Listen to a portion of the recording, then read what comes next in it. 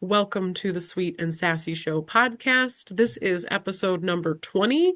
We're talking about fully surrendering. There's a lot that goes to that, and so we're always excited to see where the episode will go. I have with me, who looks more beautiful every time I see her, Molly Lowe, LinkedIn business queen. Hello everyone. Honestly, I feel like the more that we talk, I'm just like, oh, Jen and I can talk for hours on several topics. I'm really excited to jump into this one for sure. I don't know when your birthday is, but do you want to share what you were just talking about? Yes, listen, y'all, I'm turning the big 4-0 June 24th. So, yeah, I was just saying to Jen that I remember when my mom turned 40 and I was like, oh, that's not going to be for a long time. And here And we here it are. is. Here we are. Yeah. And you're But going to make your next 10 years your best 10 years, right? 100%. I've never felt so aligned, so like just, you just know who you are at this age. Like I know who I am. There's no question about like, what I don't like, who I am, who I'm not. It's just, yeah. So now it's like living it out and just full alignment and unapologetically, authentically me. Like I am so excited about it. I think people have no idea in the times in your 20s, 30s that you're going to look forward to your 40s, that to know that it's going to most likely be the best time of your life. You don't know that when you're in those other eras. Yeah, yeah. Life looks different then, for sure, for Yeah, sure. yeah, and that really like this topic altogether, it just goes all together into what we're talking about. You have to own who you are. Um, Fully surrendering came up because I was telling Molly, I've been listening to the audiobook Breaking the Habit of Being Yourself by Joe Dispenza. And I'm, 9 out of 10 hours into the book. And I listened, and I just right now I'm listening. I didn't go back and take notes. I'm just kind of absorbing it right now. But the thing that stood out the most from everything I've learned is the piece of fully surrendering the old pieces of your identity and things that no longer serve you and just giving it up, being ready to fully give it up. You can't live or make decisions as a business owner, as a parent, in an emotional state that's pre-programmed in chaos, fear, judgment, blame, and scarcity. You don't get to where Molly is today in her 40s if you live and think and feel in that state of being. And that's what it's all about. So, fully surrendering those old pieces and making space, we talk about all the time of letting go and going with the flow. But what does that really mean to do that? Um, you have to, I tell people too, even especially when you've been through trauma, where we live in the past, the pre-programmed subconscious thoughts and states of being. When you've been through difficult times, very often it's not like healing and accepting and dealing with the past and the trauma. You have to, acknowledge emotions and then let them go. But it's really that you're making space to allow more happiness, joy, love, respect back into your life. So it's not like, we say we have negative energy in our body, and we do. Our body stores our unprocessed emotions and even just unfavorable emotions, and just keep living in a um uh pre-programmed state of being all the time that's familiar and comfortable. That's what I was looking for. It's familiar and comfortable to just do the same thing all the time. And again, you don't get to where I've been going and where I am going and what I'm doing. You don't get to the success and fulfillment and truth, if you will, that Molly is now in her 40th year coming by living in those former unfavorable ways of living. So this stood out to me the most, like totally all encompassed everything I do, everything I've been learning, everything that I teach in my program, fully surrendering the environment that you live in, the way you think, and your body to allow the life that you want to be in the present state of being instead of living in the past or being scared of the future. When you fully let go and surrender, this is what I've been dealing with the most lately. Just trust and allow, trust and allow. It is uncomfortable. It is unfamiliar. Your brain, your body, your mind everything around you is not used to it. It's used to living in the same old unhappy thoughts and the same old poor choices. When we procrastinate, we do the things that don't serve us. We know we do it knowingly. We know that's not what we want to do, what doesn't align with our vision, our goals, and all of that. And we still do it because it's easy and it's comfortable. It's used to doing that. Anything else is scary. So the biggest thing that I say is just you're letting go of control and you just allow the discomfort, acknowledge the discomfort. It's okay to be scared, it's okay to be fearful, but when you don't allow it and then choose to let it go, that's where the problem comes in. So I'm sure we can go more into that, but the first most important part was running into discomfort. Those words are by my former business coach and partner in his terms as well. Sajad Hussein, those are his words, but that's how he describes it. Run into discomfort. I love it. I was just looking to my post-it note that I have on my monitor, and I love that you talked about allowing. There's a quote that I have on this post-it from one of the Abraham Hicks books series, and it says, allowing. You allow it by expecting it, by believing it, and then by letting it be. Ah, that's just sitting there right in front of you. Literally, right here. Right here. Oh my goodness. Yeah, yeah, yeah. And Talk about alignment it's on every single time we meet. a little Hello Kitty post-it. Come on. This is That's amazing. that's Molly Lowe for you in a Okay, it nutshell. was expect. Uh, The second one was what? so you allow it by expecting it, Yeah. by believing it, Yes. and Perfect. by letting it be. Perfect. Yeah, Perfect. yeah.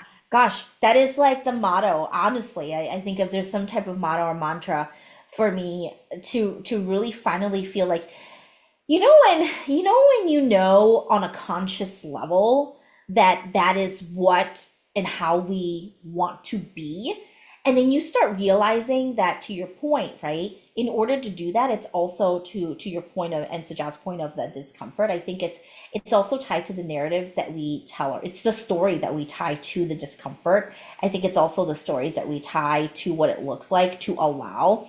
What does it look like for you to surrender? What are the stories that you're tying to each of these key words?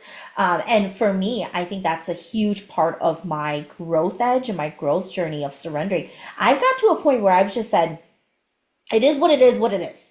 It is what it is, what it is. Love You know, it. and I think too, I think that a lot of the times we forget that we make the decisions because that was what we felt like was the best decision for us in that moment in Oh yeah, time. definitely. Right. Yeah. And so it is a part tied back to your beingness. It's tied back to your point of like, what does surrender look like? What does that mean for me? And it's gonna evolve and change. Surrender, allowing, it looks different for me in my 20s than it does now 100% in going into my 40s, right? Surrender, allowing for me is peace. It's it truly is just being like, all right, one thing I know for sure about me is I'm never gonna have one malintent, and two, I'm always gonna try to put my best foot forward, my best effort. So why am I tying this negative narrative to why a certain result didn't happen?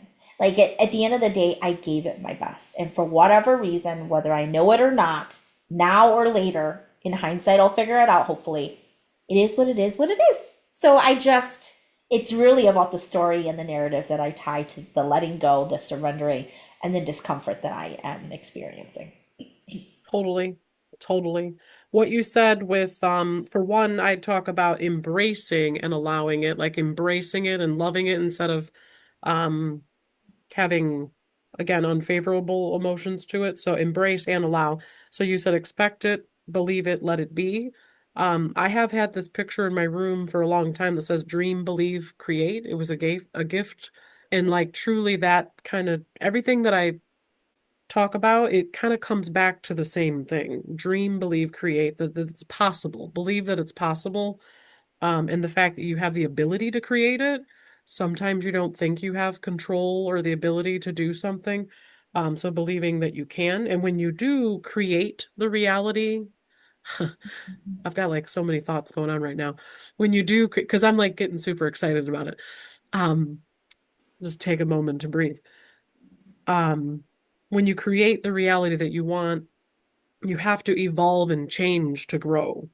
So, changing it requires evolving. It requires evolving to grow. What we say is hard is hard. The stories you talked about, the stories that you play in your head, whether that's poor self-talk, again, you might think that you believe in something, and this goes into the next part, actually inner trust, knowing, and truth. Um, you think it's possible, you believe it's possible, but here it is. Your head and your heart are not in alignment. Your body is living in the same state of being of those unfavorable feelings it's been living in, and you're not in alignment. You could say that it's possible and believe that it's possible, but you really don't believe it by the actions you take, the choices you make. What you say and what you do don't align, basically. What you think, what you say, what you do. And I admit constantly, there are things that still, are a work in progress. There's so many things that are a million times better than they were a year ago, 2 years ago. Um, but there's still pieces that go back into the old habits, the old actions, the old comfortable things to do that you have to be very aware of to really just shift and grow and be able to change those things that you actually want to change and evolve into. So yeah, believing it is possible is one thing. Inner truth and knowing is a whole nother thing. The way that you know more things is you remind yourself of your past and prior successes. I've done this before. Another thing we talked about before is I'm the kind of person who shows up this way. You have to have these inner reminders for yourself to trust and believe that you already have everything you need already within you. Um, there's plenty of experiences where you've had wins and successes versus all those past fears and doubts that um, overrule those things. So you have to have those reminders in place to trust and know this is the other part. And then I'll let you go too, because it's not, as someone else talked about recently, I'll just leave it to the universe to decide and then take no action. Okay, that was an example that came up somewhere the other day when I talked about this. It has to be combined with aligned action, but at the same time, trusting in the outcome, regardless of the outcome, trusting and allowing, regardless of how it unfolds. But still take control and take action where you can. Very often, there's things, again, we don't need to have control of that we think we do. So it's a balance. It's a balance of the head and the heart and being able to take consistent, focused action towards what you actually want. So making sure that all of that is aligned, um, trusting your inner knowing and truth, and aligning your head and your heart so you actually do what you say you want to do. Mhm. Oh, I love that. When you were talking about experience and you had said something else too, the letter E, right?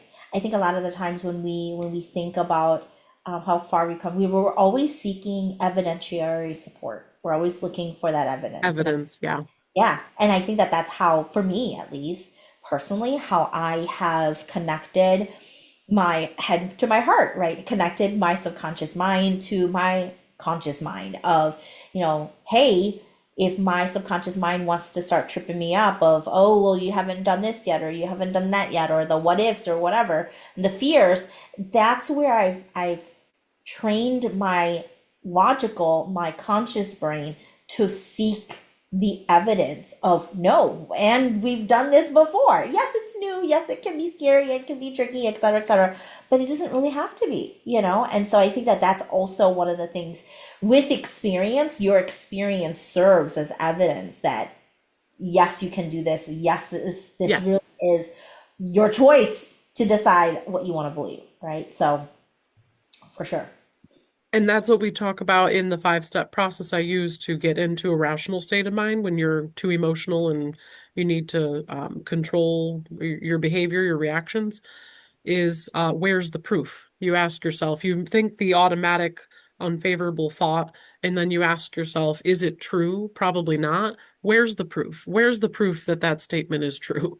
And then you replace it with prior winner success mantras and affirmations. The other day, I was at a mastermind group that I go to Saturday mornings, every other, and they pointed out to me, I said I wanted to, and this is kind of going off topic. We'll have one more thing and then we'll wrap up.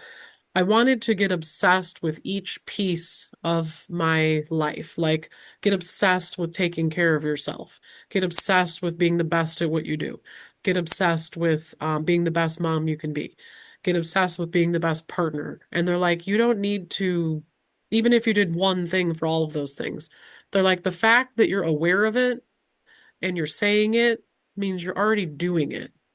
Obviously, it's not the perfectionism piece. It's not that.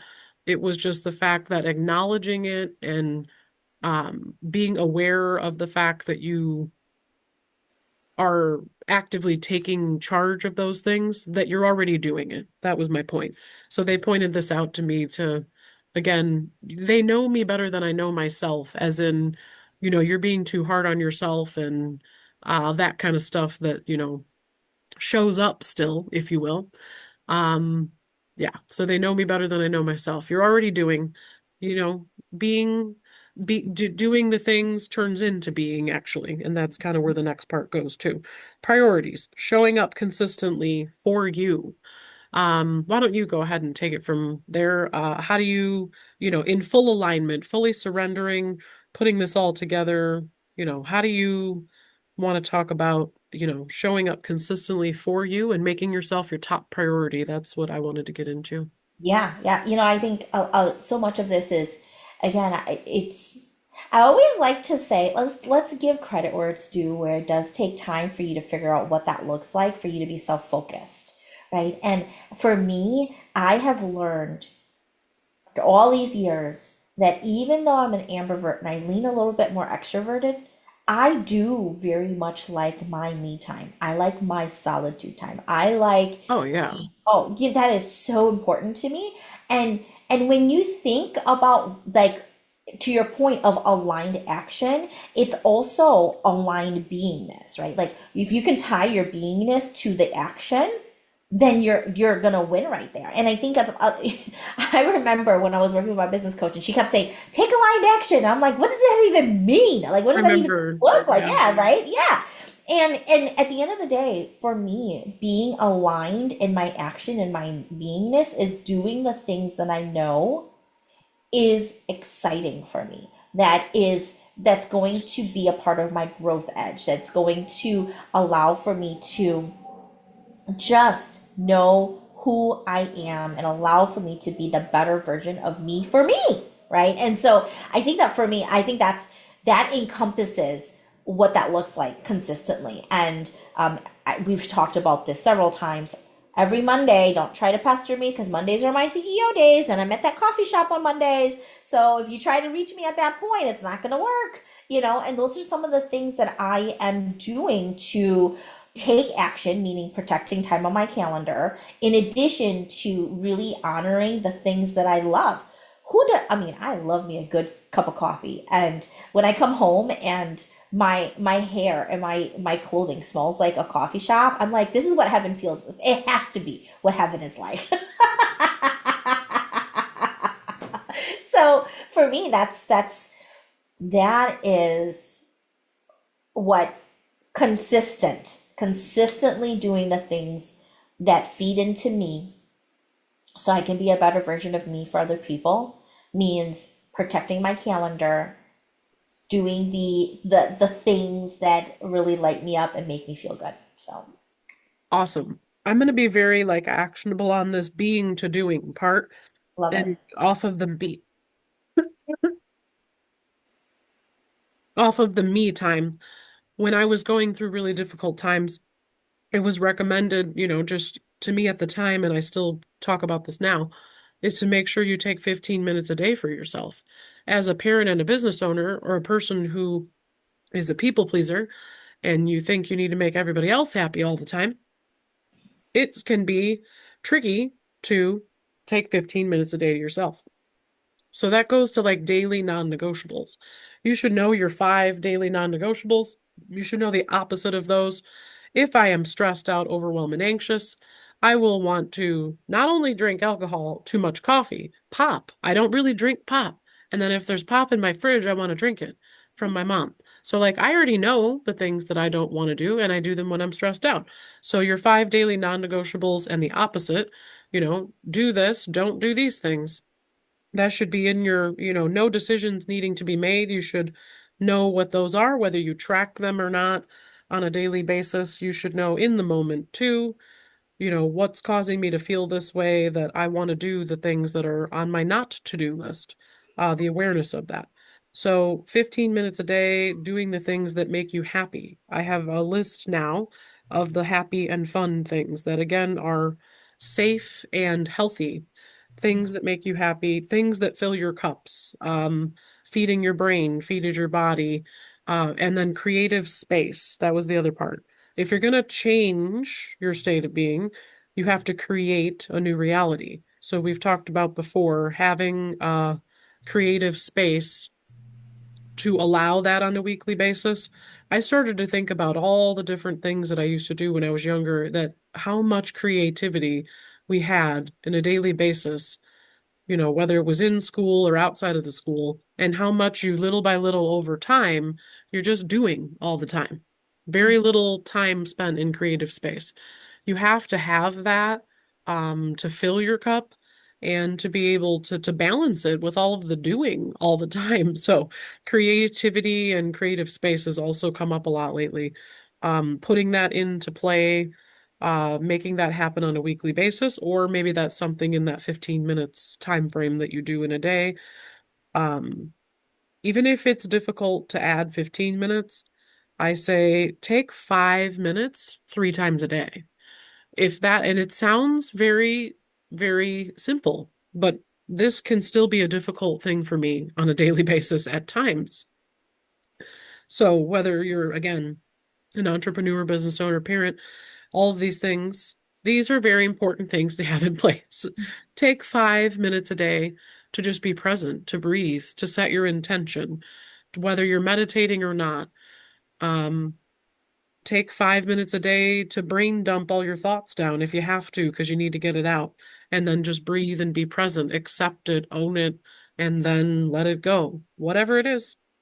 And yeah, all of these things in place protect your energy and your attention. Those were some of the notes that I had written from when you talked. So, yeah, fully surrendering to think, feel, and act, going from being to doing. Again, I truly do not teach this stuff. I'm going to just say one more time, inspired greatly by Dr. Joe Dispenza right now. So, and that's what you say too. Like, it's just, you make yourself more valuable over time. I'm actually not a big book reader. I have a stack of books next to me I haven't read. This one happened to be on an audio, and I started listening, and it's been extremely impactful. So I want to share those insights because, this could save people a lot of time and energy as to putting all the pieces together. We've all been on this journey. It's maybe a short time or a longer time, but the more value we can add and help people know these things, the sooner the better. So just want to be very clear, not fully 100% there, the words and wisdom of Jen Carpenter, to be honest. So just very inspired right now. I love that. I love that. And that's how I think all of us would want to I think, I mean, I'm not Joe Dispenza, but I think his intention in writing this book would be to leave us inspired. So, There you yay for go. that. Awesome. Anything else you'd like to add? No? Said it beautifully.